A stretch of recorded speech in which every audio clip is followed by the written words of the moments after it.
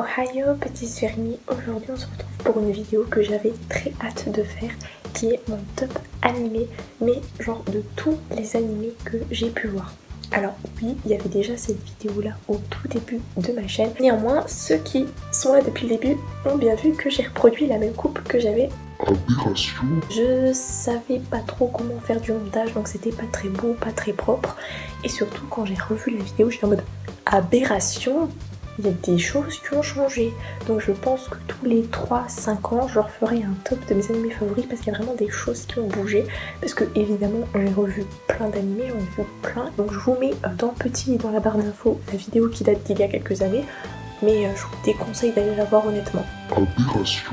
N'hésitez pas en commentaire à me dire votre top 5 animés, votre top 5 manga et votre top 5 des openings et endings favoris. Aberration. Je ne vais pas vous présenter les 85 dans cette vidéo là, je vais vous présenter je pense allez, les 20 premiers, néanmoins je vous mettrai en barre d'infos la liste complète si les titres vous intéressent. Donc...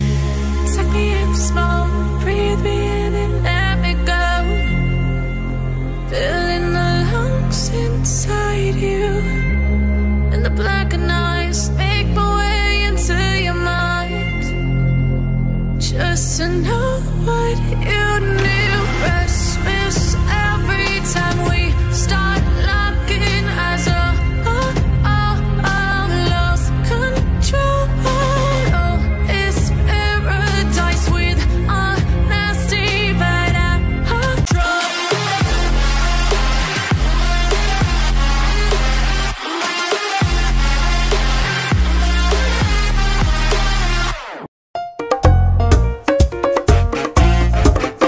Metal Panic. Donc ça parle tout simplement d'un jeune homme qui a 16 ans mais qui est dans l'armée, c'est même un espion, enfin force spéciale, tout ça. Et on lui dit un jour, tiens, il y a une fille qui détient les secrets physiques, de la physique et de la chimie les plus importants de la planète, et que si elle tombe entre les mauvaises mains, des mauvaises mains, et bien ça pourrait changer l'ordre de l'histoire, enfin il y aurait des guerres, enfin voilà. Donc il va aller la protéger sans qu'elle ne sache qu'il la protège. Et en fait il va tomber sur cette fille, puis au début elle va être réticente envers lui, puis après elle va se rendre compte qu'elle est très importante. Il va y avoir des combats, il va y avoir des mots, des révélations, franchement pour un vieil anime, juste trop bien. Mais pareil, un jour je pense vous faire une vidéo mode d'emploi parce qu'il y a tellement de saisons, tellement de films, enfin, et puis il y a un ordre spécifique, il faudra que je vous remette ça correctement. 19ème, c'est Vampire Knight, ça je me rappelle comme aujourd'hui, c'était mon premier animé en tant qu'adolescente. Donc c'est tout simplement une école qui a une classe de jour et une classe de nuit. La classe de jour c'est pour les humains et celle de nuit c'est pour les vampires, sauf que Yuki, qui est dans la classe de jour, a un lien de par sa naissance avec les vampires, et son meilleur ami est un vampire et pourtant dans la classe de jour, et l'amoureux de sa vie, enfin l'homme dont elle est amoureuse, fait partie de la même classe, donc de la classe de nuit, c'est un vampire. Et vous allez voir que petit à petit il va y avoir des révélations, des péripéties, etc. Il va y avoir une grande guerre aussi entre humains, chasseurs, vampires, aristos, enfin voilà, c'est vraiment un très beau shoujo, un petit peu, je dirais pas horrifique, mais fantastique si je puis dire. Je désespère toujours d'avoir une saison 3, moi. Je pense pas que ça sortira un jour, mais ce serait trop bien parce que c'est vraiment la vie. Vous êtes Team 0 ou Team Kaname? Team 0, Team 0. Aberration. Akatsuki no Yona, donc Yona princesse de l'aube. Il faut toujours que je commence à acheter les mangas en format papier, mais il y en a tellement. Il y en a tellement, mais je vais vous dire, c'est un des meilleurs shoujo que j'ai jamais lu de ma vie entière. Donc ça parle tout simplement d'une princesse d'un royaume, genre elle a la vie policière, hein. Elle sait pas ce qui se passe en dehors et tout, elle vit sa belle vie. Et un jour son père se fait assassiner par son cousin dont elle est amoureuse, et elle va être contrainte de fuir avec son meilleur ami du royaume. Et en fait elle va se cacher, et puis après elle va se rendre compte qu'elle est liée à la Légion des dragons, et que si elle veut reprendre son royaume, elle devra retrouver les dragons. Donc on a un dragon bleu, je crois qu'il a une vue spécifique, le dragon vert il est doué en arts martiaux, le jaune il est mortel, le blanc c'est son bras qui est le bras d'un monstre, et du coup il a une force incommensurable. mais lycée, Yuna, princesse de l'aube. Regardez Akatsuki no Yona. Et puis s'il vous plaît, les OST, les openings, les endings, tout est bien. Et en plus, ils sont faits par une de mes chanteuses préférées, Zero no Tsukaima. Donc c'est un de mes préférés, un de mes tout premiers. C'est tout simplement un gars qui a 20 ans, je crois qu'il est chômeur ou étudiant, je sais plus, enfin bref. Et il se fait invoquer du jour au lendemain dans un monde un peu médiéval, où il y a encore la noblesse et tout, par une jeune fille qui s'appelle Louise de la Vallière. Et en fait, elle devait invoquer un animal pour qu'il soit son familier, et comme elle est nulle en magie, elle a invoqué un humain. Aberration. Il va un petit peu être le centre de l'attention, enfin, il va y avoir des péripéties. Et en fait, on va se rendre compte que finalement, Louise n'est pas nulle, au contraire, elle est même ultra cheatée, juste que sa magie ne rentre pas dans les codes. J'adore. Notamment, il y a des scènes de quiproquo avec Kirsch et tout, c'est vraiment trop bien. Et d'ailleurs, le nom du héros, c'est Saito, et il fait partie d'une de mes listes de prénoms préférés parce que justement le personnage, je suis tombée totalement fan de lui. C'est Gankrest Senki, donc pareil, gros coup de cœur. Il y a le manga qui est édité chez Pika actuellement, donc ça parle tout simplement d'une mage qui un jour, qu'elle est en chemin pour prêter allégeance à un homme, apparemment un duc très haut placé, mais qui apparemment aime trop les femmes, donc du coup elle était un peu réticente à aller chez lui. Elle tombe sur un jeune homme qui se bat contre un monstre, et en fait elle tombe complètement sous le charme de cet homme là. Et en fait il lui explique qu'il vient d'une petite île où les riches avilissent les pauvres, où il y a des monstres, des miasmes, des ceci, des cela, et qui veut libérer en fait sa ville. Il veut devenir chevalier pour libérer son pays, et donc du coup elle décide, même si c'est pas un chevalier, de prêter allégeance à cet homme là. Et en fait, comme c'est un chevalier, enfin plus tard il viendra chevalier et un mage, et bien du coup ils vont être assez puissants, mais ils vont être empêtrés dans la guerre entre l'Alliance et l'Axe. Non, l'Alliance et l'Union. J'ai confondu avec mon cours d'histoire. Les combats, l'histoire, la morale, la fin, les personnages, les retournements de situation, au moment où t'as l'impression que quelqu'un qui est heureux il se prend un truc en pleine gueule, enfin... J'adore. Et puis en plus il y a un mariage à la fin, je vous spoil pas qui, enfin 2 mariages, et donc... il y a des morts aussi, donc ça rend le truc assez mature, un peu comme dans une série Game of Thrones, bah c'est la vie, il y a des gens qui meurent. Donc il est très récent, j'en avais fait une cover mais je crois pas vous l'avoir posté parce que finalement j'ai eu honte. C'est un gars qui est né dans une famille riche et à sa naissance, son père a fait un pacte avec le diable pour qu'il garde son titre de noblesse et ses terres, et il a dit bon bah donne-moi ce qui était plus cher, et ce qui était cher c'était son fils, donc ils ont enlevé les membres, les yeux, la vue, enfin tout de cet enfant. Aberration. Un vieux l'a recueilli et du coup il a survécu, et c'est pour ça que des années plus tard, eh bien comme le démon n'a pas eu son tribut, il commence à rompre le pacte avec le père et à ramener petit à petit de la sécheresse, etc. Surtout qu'en plus plus le jeune homme tue des démons, plus il a à nouveau ses membres, genre on lui redonne sa peau, on lui redonne ses mains, etc. Et il va tomber sur un jeune garçon. Il va prendre part à son périple, etc. Il va lui apporter beaucoup moralement.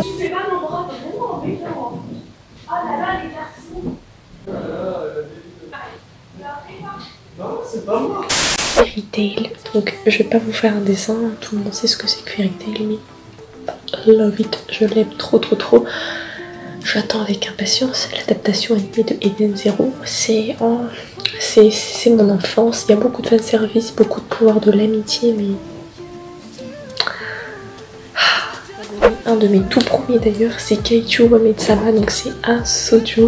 Ça nous parle tout simplement de Misaki Ayuzawa, comme quoi ça m'a marqué, qui est la présidente des élèves de son lycée, et d'ailleurs la numéro 2 en cours.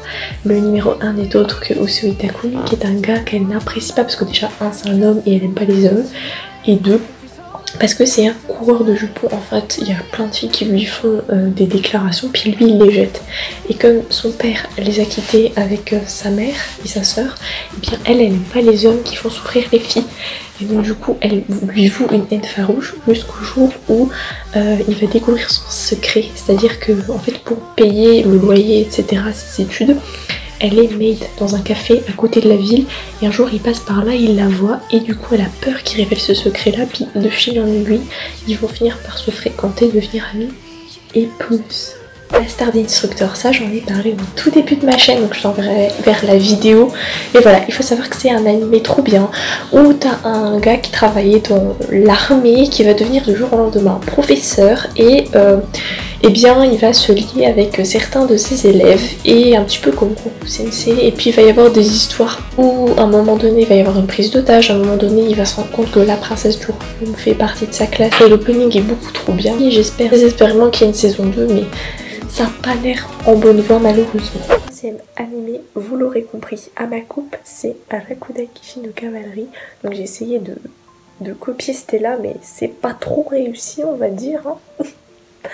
Donc c'est l'histoire d'un mec qui est qualifié comme étant le pire, genre le loser, genre c'est le dernier de sa classe, il a même redoublé une année et en fait on se rend compte qu'il n'a pas de chance dans sa vie, sa famille ne l'aime pas, les gens autour ne l'aiment pas, enfin.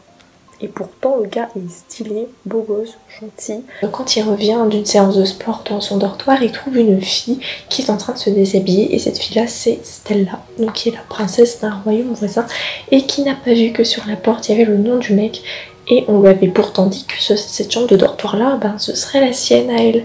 Donc du coup bon, petite scène de fanservice et ensuite ils se disent on va faire un duel et celui qui gagne remporte la chambre. Et le mec il part en mode ouais de toute façon je suis plus nulle et puis en plus elle c'est la princesse et genre dans son pays elle a les meilleurs scores donc elle va me battre. Sauf que du coup il se dit c'est pas parce que c'est une fille que c'est la meilleure que ça veut dire que je vais pas lui faire honneur et pas me donner à fond. Et donc du coup il se donne à fond pendant le duel et contre toute attente il gagne le duel. Bon en vérité il y a un match nul mais comme elle dit Stella et je suis d'accord avec elle, si tu ne gagnes pas un duel bah c'est que t'as perdu. Enfin moi perso quand je joue il n'y a pas de ex-aequo hein. Si j'ai pas à gagner, si la victoire n'est pas totalement en moi, pour moi bah honnêtement je considère que j'ai perdu. Elle s'évanouit, péripéties et il se retrouve quand même à partager la chambre et en fait il va y avoir des tournois pour devenir chevalier, puis il y a la famille du gars qui va commencer un petit peu à l'emmerder, surtout quand une relation va se lier avec la princesse. Pareil, hein, le royaume de la princesse ne voit pas nécessairement d'un bon oeil cette relation, enfin voilà, un gros coup de cœur. Shirayuki aux cheveux rouges, donc c'est littéralement l'histoire d'une jeune fille qui a des cheveux rouges qui va fuir son royaume puisque le roi, le prince de ce royaume veut la prendre pour concubine tout simplement parce qu'elle a des cheveux rouges. Aberration. Et elle ne veut pas être une femme objet et donc elle fuit et se réfugie dans le royaume voisin, sauf qu'à ce moment-là elle rencontre un jeune homme qui va la prendre sous son aile et ce jeune homme ce n'est autre que Zenichiro qui est le prince de ce royaume et qui lui a les cheveux blancs et elle va rentrer à son service en tant que sa pharmacienne, sa guérisseuse professionnelle. Il va commencer une belle petite histoire de romance, surtout que certains ne voient pas d'un très bon oeil l'arrivée d'une prolétaire et d'une étrangère dans le royaume. Enfin, il va y avoir quelques petits péripéties. Il y a 2 saisons et j'espère un jour avoir la 3e parce que c'est un énorme coup de cœur. Zenichiro est tellement un perso que j'ai adoré que son prénom fait partie de la liste de prénoms que j'ai pour mes futurs enfants si un jour j'en ai. C'est My Hero Academia, donc oui, shonen girl, oui je sais, j'aime trop les shonen. Quand je l'ai découvert j'étais trop, je suis tombée amoureuse des personnages, de l'histoire. J'ai déjà fait plusieurs vidéos à ce sujet, il y a toute une playlist d'ailleurs sur My Hero Academia. My Hero Academia c'est tout simplement l'histoire de Izuku qui rêve d'être héros un jour, sauf qu'il ne pourra pas l'être étant donné que dans le monde où il vit, 80% de la population a des pouvoirs magiques et que lui, il n'en a pas. Et pourtant normalement le plus tard que ça puisse se déclarer c'est à 6 ans ou 7 ans, quelque chose comme ça, et lui il va avoir 15 ans et il a toujours pas de pouvoir. Un jour, eh bien il y a un de ses camarades de classe qui s'appelle Bakugo et qui est d'ailleurs quelqu'un qui était son ami d'enfance mais qui très vite a commencé à l'harceler, qui va se faire prendre dans une altercation avec un vilain qui vient attaquer les citoyens et tout, et malgré le fait que Izuku n'ait pas de pouvoir, bah, Izuku va se jeter dans la baston pour aider son ami, donc Bakugo, et en fait très vite il y a des héros qualifiés qui vont arriver, etc. dont l'idole de Izuku qui est All Might, le numéro 1, enfin All Might, Almighty, la puissance, le numéro 1. All Might va s'intéresser à lui, va lui faire suivre un entraînement et va lui passer son alter, donc son pouvoir entre guillemets, mais dans le plus grand secret parce qu'il ne doit pas le dire aux autres parce que sinon il sera une cible pour les vilains. Et grâce à ça, Izuku va pouvoir rentrer à Yue, donc c'est l'académie des héros. Et à ce moment-là va commencer son rêve va commencer à devenir réalité, sauf que malheureusement les vilains, eux, ils vont mettre leur grain de sel dans l'histoire et très vite il va devoir être ultra mature, savoir faire des concessions, il va rentrer dans un combat, enfin je vous en dis pas plus mais je pense que vous connaissez, c'est un des tout premiers avec lesquels j'ai commencé, c'est Full Metal Alchemist et je précise Brotherhood parce que comme vous le savez, oui, Brotherhood est celui qui suit la trame du manga en fait, il fait vraiment la vraie fin et tout, donc moi j'aime trop, j'ai même les mangas papier. C'est d'ailleurs le manga qui m'a sauvée lorsque j'ai passé mon bac parce que en 7ème position, mais je suis sûre ça va vous choquer, mais c'est comme ça, ce sont mes goûts, c'est Violet Evergarden. Quand j'ai découvert cet anime, j'ai eu des larmes aux yeux, il y avait de la poésie, c'était triste, ça parlait de la guerre, ça parlait des enfants soldats, enfin j'étais en mode... Et le major aussi, il a fait exploser mon petit cœur. Donc ça nous parle d'une fille qui s'appelle Violette, qui est dans l'armée depuis qu'elle est toute bébé, enfin aussi loin qu'elle se souvienne, et elle est chapeautée par le major Bougainvillea, Gilbert, ouais. Et à la guerre, à la vraiment toute fin de la guerre, il meurt. Elle va se retrouver seule, elle va se faire recueillir par un de ses camarades d'université, enfin un des camarades de Gilbert, et elle va travailler dans une maison pour faire des lettres, enfin elle tape des lettres, voilà, et je vais pas vous détailler plus parce que c'est vraiment beaucoup trop beau, beaucoup trop poétique, c'est un gros coup de cœur. Donc il y a un animé, un OAV, un premier film et un deuxième film, et je vous mets le lien pour télécharger le film si ça vous intéresse. Vous allez rigoler, mais c'est en partie pour ça que je refais une update de mes animés favoris, mais Kimetsu no Yaiba, quand j'ai vu Demon Slayer, j'étais sur le cul. Il y a tout que j'ai aimé, les musiques, le scénario, les intrigues, les moments de joie, les moments de larmes, les combats, les couleurs, le chara-design, les personnalités, tout. Alors oui, effectivement, il a fait extrêmement parler de lui, il a même détrôné One Piece et tout, mais franchement, j'adore. Il y a déjà 2 vidéos, si je dis pas de bêtises, sur ma chaîne à ce propos-là. Une qui parle un petit peu de l'anime en lui-même, c'est pour ça que je vais pas trop le détailler ici, je vous renvoie donc à cette vidéo. Et une deuxième qui parle de la fin du manga, puisque je l'ai lu en scan, vu qu'on l'a pas encore en manga papier au moment où je tourne. Et donc du coup, je vous en avais fait un débriefing, et voilà, c'est tout. Mais gros coup de cœur. Il y a Bleach, donc oui, ne vous attendez pas à voir... Naruto, One Piece, tout ça. En fait, j'adore, je suis très fan. D'ailleurs, je veux même me faire un tatouage de One Piece, mais honnêtement, j'ai pris le parti de pas mettre les grosses masterpieces, les gros pères du genre, si je puis dire, dans cette vidéo, mais de présenter des choses que les gens n'auraient pas forcément pensé à mettre dans leur top. Donc oui, Bleach, pareil, il est très décrit. Il y a le dernier arc qui va être adapté, donc j'espère quand même qu'ils vont relever le niveau parce que sur la fin c'était pas très ouf. Et voilà, c'est quelque chose que j'ai dans mon cœur depuis très longtemps. 4ème, encore un ecchi, je vous montre 3, je suis une débile, oui bon 4, c'est Strike the Blood. Donc pour ceux qui ne le savent pas, ça parle d'un lycéen lambda qui s'appelle Akatsuki Kojo, ça fait un moment quand même, et du jour au lendemain il devient un des père fondateur des vampires, un des géniteurs, voilà. Et du coup, il y a une organisation de chasseurs humains qui s'appelle les Lions et qui va lui envoyer une jeune fille qui s'appelle Yukina, aka une de mes waifus. Donc elle va venir vivre avec lui, enfin le suivre à l'école et tout, et si il est une menace pour l'humanité, elle le tuera. Et en fait, à partir de ce moment-là, ils vont vivre plein de péripéties qui vont plus ou moins changer l'avenir de l'île artificielle où ils sont, parce qu'il faut savoir que sur cette île artificielle, il y a des personnes avec des... Il y a des humains, mais il y a aussi des personnes avec des pouvoirs un petit peu spécifiques, genre des vampires et tout, enfin des chamans, enfin voilà. Et donc c'est une histoire que j'aime trop. Il y a plusieurs saisons, la dernière elle est sortie il y a pas longtemps, je vous avoue que je l'ai pas trop regardée parce que finalement je me suis dit j'allais rewatcher parce que quand je l'ai commencé j'avais 14 ans, donc ça fait un certain nombre d'années. Je vais faire une petite minute de spoil pour débattre de deux des waifus, s'il vous plaît.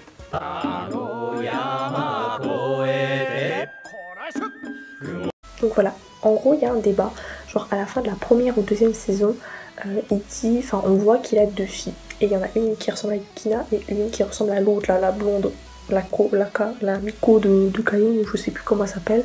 Si c'est ça, je rigole parce que ça fait longtemps que j'ai pas vu. Et donc on comprend qu'il a eu des gosses avec les deux. Moi ça me saoule parce que pendant tout l'année il s'en bat la race de sa meilleure amie, même s'il la trouve belle gosse. Et honnêtement oui, elle est belle gosse, en plus elle est douée en informatique et tout. Mais hormis ça, on sent quand même qu'il a un peu plus de sentiments pour Yukina. Donc il va falloir m'expliquer comment ton kiki il a terminé. Aberration. Enfin comment ça se fait que t'as deux filles avec deux femmes différentes. Quand t'as l'une des filles qui revient dans le passé pour voir ses parents, elle est en mode ouais ma soeur et moi, et t'as Yukina qui est en mode, et puis en plus elle parle de son père en mode ouais il est grave badass et tout, il est super sérieux, alors que quand tu le vois lycéen c'est à des années-lumière de ça. Donc voilà, une petite déception, j'espère qu'on aura de plus en plus d'informations. J'aurais préféré que ce soit que Yukina ou que la Miko. Que Yukina en fait. Bon, c'est la vie, quand on a des gens qui font des scénarios de ecchi, forcément ils essayent de combler la plupart des gens, donc la polygamie, ça y va. Aberration. Le Franxx, alors oui, je sais que beaucoup diront que c'est un animé qui pue, mais écoutez, c'est subjectif. Moi, j'ai adoré. Je me rappelle qu'à l'époque, quand il sortait, dès qu'il y avait un épisode, je le suivais assidûment. Vraiment, il est dans mon corps. Et en plus, il parle un petit peu de dystopie. Donc en gros, le monde a été forcé de choisir entre avoir des enfants et la vie éternelle. Et ils ont fait le choix, notamment de la vie éternelle. Ils vivent désormais dans des colonies. Et donc du coup, t'as les personnes qui vivent alors très vieilles, et t'as peu d'enfants qui sont renouvelés, et en plus de ça t'as une guerre qui éclate avec des sortes d'aliens ou je sais pas trop quoi. Et donc pour les combattre tu as des pères d'hommes et de femmes qui sont en général jeunes, hein, des adolescents, et qui montent dans ce qu'on appelle des Franxx, donc des sortes de Transformers, enfin de méca, pour les combattre. Donc il y en a une qui va débarquer qui s'appelle Zero Two, aka une de mes waifus, et qui va complètement changer le quotidien de ces enfants-là, leur ouvrir les yeux sur les réalités de leur monde, et aussi elle va lier une histoire d'amour trop mignonne. Et puis t'as aussi l'autre couple, donc je vais pas vous spoiler, mais c'est la fille qui a les cheveux bouclés, qui s'appelle je sais plus comment, mais voilà, je vais pas vous dire avec qui elle est parce que sinon ça va vous spoiler une partie de l'intrigue. Mais perso, moi je l'avais vu venir et j'étais en mode waouh, best couple ever. Il y aura une vidéo plus détaillée là-dessus plus tard. En fait ça fait depuis que l'anime est terminé que je prévois de la faire, mais j'ai sans cesse repoussé, et pourtant il reste plus qu'à monter. J'ai la voix, j'ai les images, j'ai les trucs dynamiques et tout. J'en ai marre de moi. High School DxD, donc oui, c'est un ecchi. Aberration. Un jour, quand j'aurai le temps, je vous parlerai d'ecchi parce que c'est vraiment mon genre de manga et d'anime favori avec le isekai. Et donc du coup, il y a 4 saisons pour l'instant, et la 4e m'a vraiment confortée dans mon choix. C'était l'anime que je regardais avec mon copain et avec Ranma Demi et Sharon Benjamin. Donc ça parle tout simplement de Issei, qui est un gros pervers mais qui n'a pas de succès avec les filles. Donc d'ailleurs il traîne avec 2 mecs lambda, enfin voilà. Et tous les jours à la fenêtre il voit une fille qui a les cheveux rouges, et donc c'est Rias, ma waifu intergalactique. Bref, donc il voit Rias et il la trouve trop belle mais trop triste et tout. Et en fait un jour il découvre que le club de sciences occultes est en fait le club qui regroupe toutes les personnes qui sont des démons. Et donc du coup voilà, il va plonger dans le monde des démons, dans le monde des anges, etc. avec une bonne dose de ecchi. Je t'aime mon Oh My Dragon, je t'aime. À la première place, ça n'a pas trop changé, c'est Sword Art Online, mais en même temps, sur le podium numéro 1, il y a aussi Cross Ange. Donc c'est vraiment 2 animés très coup de cœur que j'aime énormément, qui font partie intégrante de moi. Vraiment j'ai une obsession pour eux, et ça n'a pas vraiment changé par rapport à la vidéo de l'époque. Cross Ange, donc c'est tout simplement un royaume où le jour de ses 16 ans, la princesse elle doit devenir la reine, même si elle a des grands frères, et ben c'est une société matriarcale, donc c'est la fille qui devient la reine. Vous comprenez pourquoi ça m'a intéressée au départ, sauf que du coup un de ses grands frères n'est pas d'accord avec ça, et le jour de son accession au trône, il va révéler à tout le monde que c'est une Norma, en vérité une personne qui ne sait pas utiliser la magie. Or dans tout le royaume, tout le monde utilise la magie, et si quelqu'un ne l'utilise pas, eh bien il est déporté dans un camp de concentration. Elle fait partie de ces monstres là qui n'utilisent pas la magie, puis en plus depuis des années ils arrêtent les gens qui n'utilisent pas la magie, puis elle, ils l'ont gardé, aussi des traîtres et tout, donc il y a un coup d'état qui est fait, et la princesse va se retrouver déportée, et elle va arriver dans le camp. Donc au départ, vu que c'est la princesse, ça va pas trop bien se passer, hein, ils vont un petit peu se venger sur elle, puis ensuite ils vont se rendre compte qu'ils sont utilisés, les gens qui n'ont pas de magie, pour combattre des dragons d'un autre monde, pour protéger le monde dans lequel les gens qui les ont persécutés puissent vivre. Vous voyez le délire en fait que c'est, et là elle va se rendre compte que peut-être ce ne sont pas eux leurs vrais ennemis. J'aime beaucoup Task, également les openings.